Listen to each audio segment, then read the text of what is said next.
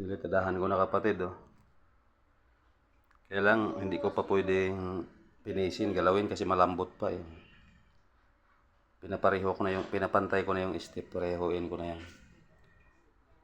Ayan. Diretso yan sa taas.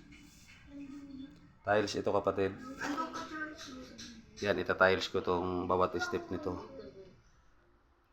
Yan. Tapos yan sa taas, naka-tiles din yan. Buhos din yan kapatid, oh. Diretso doon sa taas.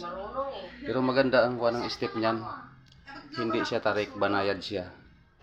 Kahit bata, makakahakbang dyan. Kasi kuhan lang yan. 20 cm ang bawat hakbang niyan. Yung standard lang. 8 inches.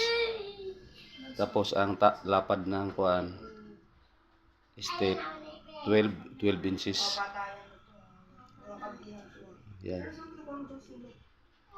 Ito, mas maralapad ito. Yung sa ibaba, yan. Yung imbis landing, hindi siya landing. Parang semi-spiral siya, yan.